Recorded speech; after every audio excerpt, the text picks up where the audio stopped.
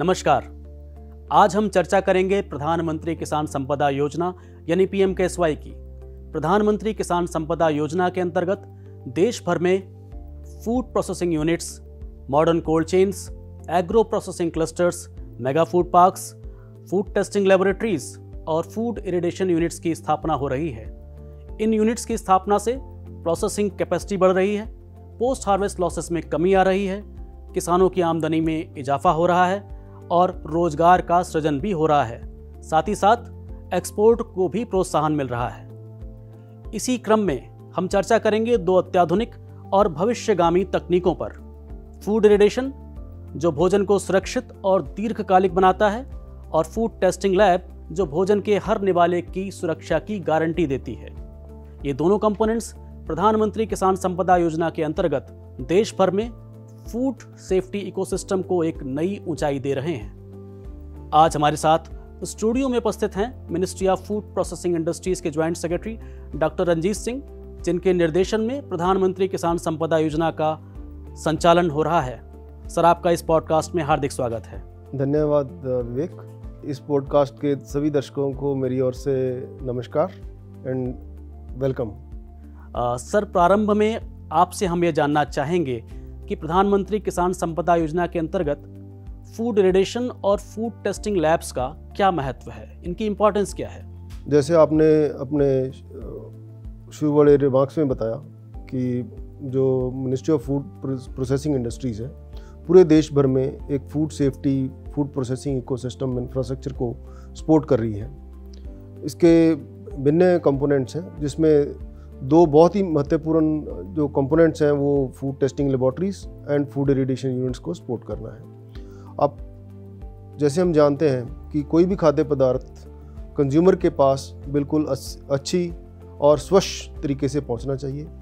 उसको जितने भी हमारे FSSAI द्वारा प्रमाणित मापदंड हैं, स्टैंडर्ड्स हैं, उसके साथ कंप्लाई करना चाहिए, हाइजीन होनी चाहिए उसमें, और वो टेस्टेड होना चाहिए, अप्रूव्ड होना चाहिए बाय द FSSAI, जिसके लिए अति आवश्यक है कि पूरे हमारे देश में फूड टेस्टिंग लेबोरेटरीज होनी चाहिए, proper food testing NABL accreditation होना चाहिए, ताकि उस गुणवत्ता को जो हमने स्टैंडर्ड प्रिस्क्राइब किए हैं उसकी टेस्टिंग हो सके एंड एश्योरेंस मिल सके कि हाँ, ये NABL, एटलीस्ट NABL द्वारा जो एक्रेडिटेड लैब्स हैं उसमें टेस्ट होके आया है, उसकी टेस्ट रिपोर्ट लगी हुई है। तो फूड टेस्टिंग लेबोरेटरीज सबसे ज़रूरी है हमारे फूड चेन में, फूड सप्लाई चेन को एक स्वच्छ रखने के लिए और क्लीन फूड, हाइजीनिक फूड जो है वो कंज्यूमर तक पहुंचाने के लिए। जहां तक सवाल है फूड इरिडेशन यूनिट्स का, फूड इरिडेशन एक ऐसी टेक्निक है जिसमें बिना हम फूड की शेप चेंज किए, बिना उसको गर्म किए हुए, हम उसकी गुणवत्ता बढ़ा सकते हैं। गुणवत्ता, जैसे मैं बोलूँ तो गुणवत्ता से मायने ये है कि उसमें कोई भी हानिकारक कीट या माइक्रो ऑर्गेनिज्म जो है उसको रिमूव किया जा सकता है। इसको हम फूड हाइजीनाइजेशन भी कहते हैं। इसके द्वारा जो हेल्दी फूड है वो अपने कंज्यूमर तक पहुंच सकता है। प्लस कुछ पदार्थ हैं जैसे प्याज हैं, आलू हैं, उसमें स्प्राउटिंग का इशू आता है। जैसे हम स्टोरेज में रखते हैं तो उसमें स्प्राउटिंग होती है, तो फूड इरिडेशन एक ऐसी टेक्निक है जिसमें स्प्राउटिंग को रोका जा सकता है। ये सब करने से जो भी हमारे खाद्य पदार्थ हैं उनकी जो शेल्फ लाइफ है वो बढ़ जाती है। शेल्फ लाइफ बढ़ाने का मीनिंग ये है कि हमारे किसानों को अच्छी सपोर्ट भी मिलती है, उनका एकदम से जो खाद्य पदार्थ में जो हमारा वेस्टेज एंड लॉस होता है वो कम हो जाता है। प्लस जो इंडस्ट्री है उनको अपने रॉ मटेरियल स्टोरेज करने के लिए लंबा टाइम मिलता है, ताकि जो इंडस्ट्री है वो लंबे समय तक चलती रहे। तो ये दोनों ही कंपोनेंट जो है प्रधानमंत्री किसान संपदा योजना के अंतर्गत हम सपोर्ट करते हैं, मिनिस्ट्री सपोर्ट करती है इसको, और इसके लिए टाइम पे हम जो है एक्सप्रेशन ऑफ इंटरेस्ट कॉल करते रहते हैं। सर, जैसा कि आपने बताया कि फूड इरिडेशन एक कोल्ड ट्रीटमेंट है, इसमें किसी तरह का केमिकल ऐड नहीं किया जाता, लेकिन सामान्य वर्ग में कुछ भ्रांतियां हैं इसको लेकर। तो मैं आपका इस पर एक ज्ञानवर्धक विचार चाहूँगा, ताकि लोगों में एक अवेयरनेस आए कि फूड इरिडेशन उपभोक्ताओं के लिए ज़रूरी है, ये हानिकारक नहीं है। तो इस विषय में आप क्या कहना चाहेंगे? ये आपने बहुत ही अच्छा जो है विषय यहाँ पे क्वेश्चन रेज किया है। मेरे को भी ध्यान है कि बहुत सारे जो कंज्यूमर्स हैं उनके मन में डाउट रहता है कि क्या जो खाद्य पदार्थ हैं, अगर उनको हम इरिडेशन के थ्रू उसकी हाइजीनाइजेशन करते हैं, उसको ट्रीटमेंट करते हैं, तो क्या वो खाद्य पदार्थ उसमें रेडियो एक्टिविटी आ जाती है? ये एक बिल्कुल ही गलत और इस बेसलेस मैं कहूँगा अजम्पशन है, जबकि फूड इरिडेशन से ऐसा कुछ नहीं होता है। जो इरिडेशन की टेक्नोलॉजी है, जो टेक्निक है, वो कभी भी जो खाद्य पदार्थ है वो डायरेक्टली रेडियो एक्टिव सब्सटेंस के कांटेक्ट में नहीं आता है।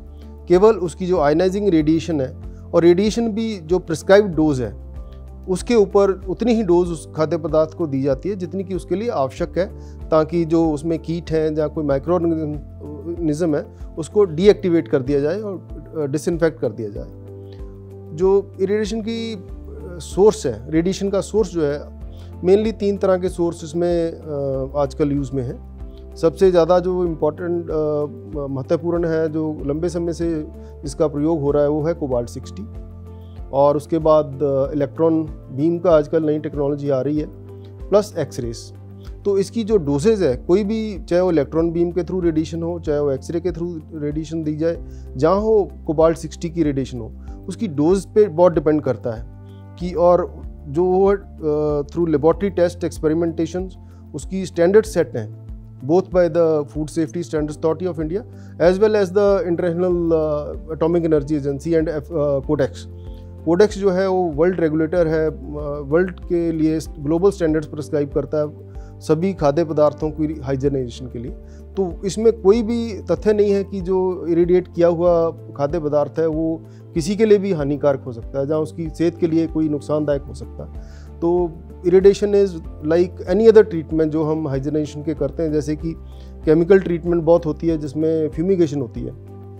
आपने देखा होगा कि जैसे हमारे बहुत सारे खाद्य पदार्थ हैं, मेनली जो ग्रेन्स हैं, चाहे वो गेहूँ है, चाहे वो राइस है, उसको फ्यूमिगेट किया जाता है। डोमेस्टिकली हम एल्यूमिनियम फॉस्फाइन से उसको फ्यूमिगेट करते हैं ताकि उसमें कोई भी जो इन्फेस्टेशन है, इंसेक्ट्स हैं, उनको किल कर दिया जाए। तो ये एक केमिकल रहित, इसमें ज़रा भी केमिकल जो है वो यूज़ नहीं होता है, केवल दूर से एक रेडिएशन उसको डोज दी जाती है ताकि जितने भी उसमें सूक्ष्म जीव हैं या कीटाणु हैं वो ख़त्म हो जाए। जैसा मैंने पढ़ा है कि स्पाइसेस के केस में भी एथिलीन ऑक्साइड का ट्रीटमेंट किया जाता है, जिसमें कई बार उसके बुरे प्रभाव भी होते हैं। तो फूड रेडिएशन से हम लगभग सुरक्षित खाद्य पदार्थ को हम ट्रीट कर सकते हैं। बिल्कुल ठीक। ये एक बहुत ही इम्पोर्टेंट जो प्रोडक्ट कैटेगरी है वो स्पाइसेस की है, जो मसाले हैं, जिसमें भारत का अच्छा निर्यात भी है, एक्सपोर्ट्स भी बहुत अच्छे रहते हैं, और डोमेस्टिक के तो हम खूब यूज़ करते हैं, अपने घरों में मसाले यूज़ करते हैं। तो इसलिए मसालों को डिसइंफेक्ट करने के लिए एक जो टेक्निक थी वो ETO का इस्तेमाल होता है, जो कि एक गैस होती है, एथिलीन ऑक्साइड उसको बोलते हैं। तो उसका कई बार रेजिड्यू जो है बच जाता है। उसके बनस्पत अगर उसको हम इरिडेशन के थ्रू करते हैं तो इरिडेशन का एक बेनिफिट ये भी है कि जो फाइनल पैकिंग है, कोई भी पदार्थ है उसको फाइनल पैक करके हम इरिडेशन के सोर्स के सामने से निकाल सकते हैं, तो उसमें जो भी सूक्ष्म जीव होंगे वो नष्ट हो जाएंगे, तो एक उसका जो गुणवत्ता है वो बढ़ जाएगी। तो इसलिए केमिकल रहता है, इसमें कोई केमिकल यूज़ करने की हमें आवश्यकता नहीं रहती है। तो मसालों के लिए एक बहुत ही बढ़िया हाइजीनाइजेशन टेक्निक हम कह सकते हैं जो इरिडेशन है। तो सर, जैसा कि आपने बताया कि फूड इरिडेशन पूरी तरह से सुरक्षित है और इससे फूड प्रोडक्ट्स की शेल्फ लाइफ भी बढ़ जाती है। इसमें यहाँ 2 प्रश्न होंगे हमारे दर्शकों के लिए कि किस तरह की फूड कैटेगरीज हैं जिसमें फूड इरिडेशन किया जा सकता है या हो रहा है, और दूसरा, इससे किसानों और एक्सपोर्टर्स को क्या लाभ है। आज की डेट में जो खाद्य बहुत काफ़ी अच्छी मात्रा में गिनती में है खाद्य पदार्थ हैं जिनका इरिडेशन हो रहा है। दोनों तरीके से हो रहा है, हमारे डोमेस्टिक कंजम्पशन के लिए भी, एक्सपोर्ट्स के लिए भी। जैसे एक बहुत ही बढ़िया जो उदाहरण है वो है हमारे जो भारत के आम हम एक्सपोर्ट करते हैं। आम आपको पता है भारत का एक प्रीमियम एक्सपोर्ट्स में है और प्रीमियम मार्केट में जाता है। इसमें जो हमारा USA को एक्सपोर्ट होगा तो इरिडेशन के थ्रू ही होगा, बिकॉज USA की जो इम्पोर्ट रिक्वायरमेंट्स हैं वो प्रिस्क्राइब करती हैं कि आपको अगर इंडिया से मैंगो आएगा तो वो इरिडेशन के चलते ही आएगा। तो इसलिए इरिडेट करके हमारे यहाँ से मैंगो का निर्यात होता है। उसके अलावा डोमेस्टिक के लिए बहुत सारे जो स्पाइसेस हैं, ड्राई फ्रूट्स हैं, नट्स हैं, इनके लिए भी काफ़ी अच्छी उसमें मात्रा में काफ़ी अच्छे उसकी क्वांटिटी जो है वो इरिडेट की जाती है। और भी कुछ पदार्थ हैं, जैसे हमारे कई जगह पे कुछ देशों के लिए गेहूं और इवन आटा जाता है, वो आटे का एक्सपोर्ट भी जो है इरिगेशन के थ्रू होता है और हमारे द्वारा मॉफी द्वारा सपोर्टेड ये एक यूनिट है जो ये काम करता है, कार्य करता है। तो सर, हमने फूड इरिगेशन तकनीक को समझ लिया, किस तरह के फूड कमोडिटीज़ में इसका प्रयोग होता है, हमने इसके बारे में आपसे जानकारी ले ली। लेकिन अब हम अपने मुख्य बिंदु पर आएंगे कि ministry of food processing industries अपनी स्कीम के जरिए किस प्रकार की सहायता इस फूड इरिगेशन में दे रही है। इसमें गवर्नमेंट का ये बिकॉज इसकी जो टेक्नोलॉजी है बहुत ही फ्यूचरिस्टिक है, अच्छी टेक्नोलॉजी है और हमारा जैसे गवर्नमेंट का ये भी है कि हम नेचुरल फार्मिंग, ऑर्गेनिक फार्मिंग की ओर बढ़ रहे हैं और ऑर्गेनिकली प्रोड्यूस्ड जो फूड है स्पेशली उसको हाइजीनाइज करने के लिए ये एक बहुत ही इफ़ेक्टिव टेक्निक है। और इन सब तथ्यों को सामने रखते हुए केमिकल की जो कंजम्पशन है, केमिकल यूज़ जो है फूड वैल्यू चेन में उसका फुटप्रिंट कम करने के लिए गवर्नमेंट ने एक स्कीम निकाली है कि जिसमें हम देश में 50 फूड इरिगेशन यूनिट को सपोर्ट करेंगे इमीडिएट प्रभाव से। हमारे अभी भी एक्सप्रेशन ऑफ इंटरेस्ट खुला हुआ है और इस एक्सप्रेशन ऑफ इंटरेस्ट के थ्रू हमने एप्लीकेशन कॉल फॉर की हैं, जिसमें 14 प्रोजेक्ट हमने ऑलरेडी अप्रूव कर दिए हैं और बाकी जो है अभी आने वाले कुछ दिनों में हो जाएंगे। हमारी स्कीम के तहत हम अप टू 10 करोड़ रुपए की सहायता जो है एज ए ग्रांट या सब्सिडी कोई भी प्रोस्पेक्टिव एंटरप्रेन्योर है जो ये फूड इरिगेशन यूनिट लगाना चाहता है उनको हम प्रदान करते हैं। इसकी एक्सप्रेशन ऑफ इंटरेस्ट हमारे संपदा पोर्टल के थ्रू एप्लीकेशन आती है, उनको एप्लीकेशन अपनी सबमिट करनी है।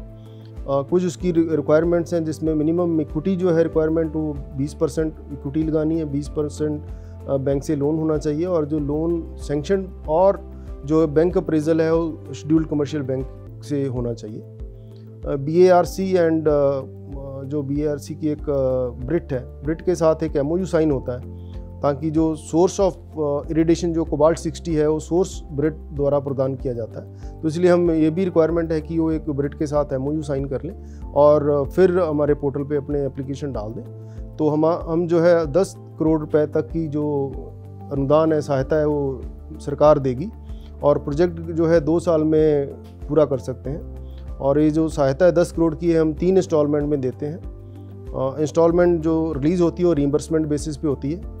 उसके डिफरेंट माइलस्टोन्स हैं, 30% 33% एक्सपेंडिचर अपनी ओर से इक्विटी का, 33% लोन का होने पे फर्स्ट इंस्टॉलमेंट रिलीज़ करते हैं, इसलिए 66 पे दूसरी और फाइनल जब हो जाता है फिर तीसरी इंस्टॉलमेंट में हम पूरी सब्सिडी जो है उनको रिलीज़ कर दी जाती है। सर, आपने स्कीम के विषय में बता दिया, लेकिन यहाँ पर कई क्वेरीज उद्यमियों की तरफ से भी आती हैं कि फूड इरिगेशन की जो स्कीम है इसमें स्टैंड अलोन फूड इरिगेशन किया जाना है या इंटीग्रेटेड ही किया जाना अनिवार्य है, थोड़ा इस पर भी आप क्लैरिफाई कर दें। इसमें क्लैरिफिकेशन ये है कि हम जो है दोनों तरह से सपोर्ट करते हैं, चाहे वो स्टैंड अलोन कोई फूड इरिगेशन यूनिट लगा के अपना फूड इरिगेशन सर्विस प्रोवाइडर बनना चाहता है तो वो भी हम सपोर्ट करते हैं, और किसी के पास पहले से ही कोल्ड चेन या कोल्ड चेन फैसिलिटी है और साथ में वो इंटीग्रेटेड सर्विस कोई प्रोवाइड करना चाहता है तो हम उसमें इंटीग्रेटेड में भी अलाउ करते हैं। इंटीग्रेटेड में साथ में कोल्ड स्टोरेज और रीफर व्हीकल्स की भी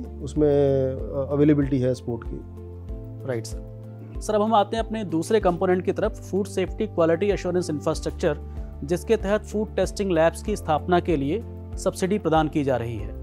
इस कड़ी में हम पहले आपसे जानना चाहेंगे कि फूड टेस्टिंग लैब्स क्यों आवश्यक है और भारत में फूड टेस्टिंग लैब्स का महत्व क्यों बढ़ गया है। बहुत ही महत्वपूर्ण जो क्वेश्चन आपने पूछा है। आज हम देख रहे हैं कि ई-कॉमर्स आ रहा है बड़े लेवल पे, जो हमारी फूड हैबिट्स हैं उसमें बदलाव आ रहा है, जो पैकेज्ड फूड है उसका जो कंटेंट है हमारी डाइट में परसेंटेज में कह लीजिए वो बढ़ रहा है। तो ये सब करने के लिए जो टू इंश्योर कि जो हमारा पैकेज्ड फूड आ रहा है, हम सभी खा रहे हैं, बच्चे भी खा रहे हैं, बड़े भी खा रहे हैं, वो एक मिनिमम फूड स्टैंडर्ड्स को कंप्लाई करना चाहिए ताकि उसमें जो गुणवत्ता है वो जो मापदंड है उसके इक्वलेंट या उससे ऊपर होनी चाहिए। वो जो स्टैंडर्ड्स हैं, स्टैंडर्ड तो food safety and standards authority of India FSSAI जिसको हम बोलते हैं, उन्होंने स्टैंडर्ड इशू कर दिए। फिर उन्होंने लाइसेंसिंग भी करते हैं, जो भी फूड बिजनेस ऑपरेटर्स हम उनको बोलते हैं, चाहे वो फूड मैन्युफैक्चरर हैं चाहे वो रिटेलर हैं, तो उनको बोलते हैं फूड सेफ्टी लाइसेंस को कंटिन्यूशन करने के लिए, लेने के लिए एंड कंटिन्यूशन करने के लिए उनको पीरियोडिक बेसिस पे अपने सैंपल जो है जो एक्रीडेटेड लैब्स हैं मिनिमम NABL एक्रेडिटेड जो FSSAI के पैनल लैब्स हैं, उनसे उनको उसकी पीरियडिकली अपने प्रोडक्ट्स की टेस्टिंग करवा के फिर ये मार्केट में बेच सकते हैं। तो ये टेस्टिंग इंफ्रास्ट्रक्चर हमारे देश में इसकी शॉर्टफॉल है। इसकी पूर्ति के लिए, इस शॉर्टफॉल को पूरा करने के लिए हम सपोर्ट करते हैं वेरियस एंटरप्रेन्योर्स को कि वो अपना आगे आएँ, फूड सेफ्टी इंफ्रास्ट्रक्चर को बिल्ड करें, फूड टेस्टिंग लैब्स बनाएं जिसमें कि लेटेस्ट टेस्टिंग इक्विपमेंट्स होनी चाहिए। इक्विपमेंट्स में आपकी माइक्रोबियल टेस्टिंग हो सकती है, केमिकल टेस्टिंग हो सकती है, फिजिकल पैरामीटर्स की टेस्टिंग हो सकती है। तो ये सब करने के लिए हमारी एक फूड टेस्टिंग लेबॉर्ट्री जो कंपोनेंट है प्रधानमंत्री किसान संपदा योजना का, उसके अंतर्गत हम 5 करोड़ रुपए तक की जो सब्सिडी है वो इंटरेस्टेड एंटरप्रेन्योर्स हैं, हम उनको प्रदान करते हैं। तो अभी इस योजना के अंतर्गत उद्देश्य क्या है? क्या कोई एक्सप्रेशन ऑफ इंटरेस्ट के जरिए आप आवेदन मांग रहे हैं लोगों से? बिल्कुल मांग रहे हैं। अभी आपको मेरे को ये बताते हुए हर्ष है, खुशी हो रही है कि अभी हमने एक्सप्रेशन ऑफ इंटरेस्ट लॉन्च किया है to support 100 food testing laboratories. ये 100 जो फूड टेस्टिंग लेबॉर्ट्रीज़ हैं, इनको अनाउंस किया गया था माननीय फाइनेंस मिनिस्टर द्वारा 24-25 के बजट में कि हम जो है भारत में 100 food testing laboratories new setting up के लिए सपोर्ट करेंगे। उसके लिए हमने ऑलरेडी एक्सप्रेशन ऑफ इंटरेस्ट जो है फ्लोट किया हुआ है। इसकी क्लोजिंग डेट जो है 20 जनवरी है। 20 जनवरी तक जो एंटरप्रेन्योर्स हैं अपने प्रपोजल्स जो संपदा पोर्टल के ऊपर सबमिट कर सकते हैं। जो डिटेल्ड गाइडलाइंस हैं वो मिनिस्ट्री की वेबसाइट mofpi.gov.in एंड जो संपदा पोर्टल है, दोनों जगह अवेलेबल हैं। उसको फॉलो करके उसके हिसाब से अपना प्रोजेक्ट बना के बैंक अप्रेजल करवा के लोन सेंक्शन करवा के अपने 20 जनवरी तक जो है प्रपोजल जो है सबमिट कर सकते हैं। सर, इस स्कीम का लाभ लेने के लिए आवेदक को या उद्यमी को क्या करना होगा? उसकी एलिजिबिलिटी क्राइटेरिया क्या है? और मीन्स ऑफ फाइनेंस जो रहेगा, प्रपोज्ड मीन्स ऑफ फाइनेंस, वो क्या रहेगा? इंस्टॉलमेंट्स उसको किस तरह से मिलेंगे? थोड़ा इस पर प्रकाश डालिए। फूड टेस्टिंग लेबॉर्ट्री के लिए जो डिटेल गाइडलाइन जैसे मैंने पहले बताया कि वो मिनिस्ट्री की साइट पे अवेलेबल है। सबसे पहले मैं सभी जो इंटरेस्टेड एंटरप्रेन्योर्स हैं उनको ये रिक्वेस्ट करूंगा कि वो खुद से एक बार जो गाइडलाइंस को बड़े ध्यान से पढ़ें। बहुत ही सरल भाषा में गाइडलाइंस लिखी गई हैं और उसमें बड़ा क्लियर कट एलिजिबिलिटी कंडीशंस हमने फिक्स की हैं। एलिजिबिलिटी में मेनली ये है कि मिनिमम 20% इक्विटी अपनी कंट्रीब्यूशन करनी होगी। मिनिमम 20% जो है वो बैंक लोन होना चाहिए। जो प्रोजेक्ट है वो शेड्यूल्ड कमर्शियल बैंक जहाँ सिडबी और नबार्ड जहाँ नेडफी द्वारा जो है उसको अप्रेजल किया होना चाहिए। अप्रेजल की रिपोर्ट उसके साथ लगी होनी चाहिए। एक सूटेबल प्लेस होनी चाहिए लैब सेटअप करने के लिए। ये सब जो है मिनिमम रिक्वायरमेंट में आता है। सर, यहाँ ये भी स्पष्ट कर दें कि जो टर्म लोन सैंक्शन होगा क्या वो प्रिंसिपली अप्रूव्ड माना जाएगा या फाइनल टर्म लोन सैंक्शन आप देखेंगे इसमें? इसमें हमें फाइनल टर्म लोन सैंक्शन होना आवश्यक है। दैट इज़ मिनिमम रिक्वायरमेंट कि टर्म लोन बैंक से फाइनल सैंक्शन लेके ही सबमिट किया जाना चाहिए। सर, आपने बहुत ही विस्तारपूर्वक बताया। अंत में आपसे मैं जानना चाहूँगा, खासकर युवाओं के लिए, स्टार्टअप्स के लिए और जो नए उद्यमी हैं उनके लिए आपका क्या संदेश होगा? वो कैसे प्रधानमंत्री किसान संपदा योजना का लाभ ले सकते हैं और आगे फूड सेक्टर में काम कर सकते हैं? ये बहुत ही अच्छा आपने मुद्दा उठाया है। फूड प्रोसेसिंग सेक्टर एक, जैसे हम जान रहे हैं कि एक हमारी इकोनॉमी का सनराइज सेक्टर है। इसमें बहुत ही अच्छी पिछले कुछ सालों से बहुत ही अच्छी जो ग्रोथ हो रही है। आगे भी हमें अनुमान है और प्लस जो बहुत सारी जो इकोनॉमिक रिसर्च ऑर्गेनाइजेशंस हैं उन्होंने भी पाया है कि इस सेक्टर में काफ़ी अच्छी अपस्विंग है आने वाले सालों में, आने वाले वर्षों में। तो इसलिए ये जो फूड प्रोसेसिंग का सेक्टर है एक ग्राउंड से जुड़ा हुआ भी है। सीधा इसका जो लिंक है कृषि के साथ है और कृषि हमारी 45% जो आज की डेट में वर्कफोर्स है वो कृषि में लगी हुई है। तो इसलिए जो युवा इसमें काम आना चाहते हैं तो उनके लिए बहुत ही अच्छा अवसर है। मिनिस्ट्री थ्रू प्रधानमंत्री किसान संपदा योजना और PMFME के द्वारा अच्छी जो सहायता है वो सभी को प्रदान कर रही है ताकि जो एंटरप्रेन्योर्स वो आएँ, अपने प्रोजेक्ट लगाएं और इसमें बहुत सारा जो है प्रोबेबिलिटी है इसमें कि जो जॉब्स क्रिएट करें। और इसमें इस सेक्टर में अभी भी बहुत सारी जॉब्स क्रिएट हो रही हैं, बट इसमें जो पॉसिबिलिटी है वो अनलिमिटेड है। द सेक्टर अभी अराउंड 6.5% CAGR के साथ ग्रो कर रहा है और इसमें आगे भी आने वाले समय भी ऐसे ही इससे बेटर जो है ग्रोथ के चांसेस हैं। और प्लस ये जो नई टेक्नोलॉजीज़ हैं they are very good. I mean जो युवा है, युवा के लिए बड़ा इंटरेस्टिंग होगा कि हाँ फूड टेस्टिंग लेबॉर्ट्रीज लगाना, अच्छा जो ट्रेंड मैन पावर है उनको हायर करना, खुद से लर्निंग करना, प्लस जिन युवाओं ने युवतियों ने ऐसी कुछ पढ़ाई की हुई है, माइक्रोबायोलॉजी के सब्जेक्ट्स पढ़े हुए हैं, जहाँ लैब टेस्टिंग ट्रेनिंग ली हुई है, they can come up and set up their own labs.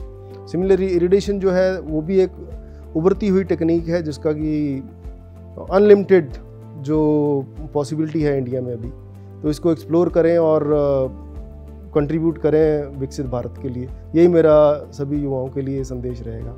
Thank you sir. Sir आपका बहुत बहुत धन्यवाद इस बेहद महत्वपूर्ण, ज्ञानवर्धक और प्रेरणादायी चर्चा के लिए। मुझे पूरी उम्मीद है कि हमारे युवा उद्यमी, दर्शकगण, स्टार्टअप्स और नए लोग आएंगे और इस फूड प्रोसेसिंग सेक्टर, जैसा कि सर ने बताया, जो एक सनराइज सेक्टर है जिसमें अपार संभावनाएं हैं बिजनेस की, वहाँ पर इन्वेस्ट करेंगे क्योंकि गवर्नमेंट की स्ट्रॉन्ग पॉलिसीज़ हैं, गवर्नमेंट का फाइनेंशियल सपोर्ट है, मॉडर्न टेक्नोलॉजी है और ग्लोबल मार्केट एक्सेस है। ये सब कुछ आज आपके साथ है। इसलिए अगर आप फूड प्रोसेसिंग सेक्टर में करियर और बिजनेस बनाना चाहते हैं, इन्वेस्ट करना चाहते हैं, तो यही समय है और सही समय है। इसी चर्चा के साथ मैं इस पॉजिटिव मैसेज के साथ इस कार्यक्रम को विराम देना चाहूँगा। सर अगेन आपका बहुत बहुत धन्यवाद और आप सभी श्रोताओं का बहुत बहुत धन्यवाद। जय जवान, जय किसान। धन्यवाद।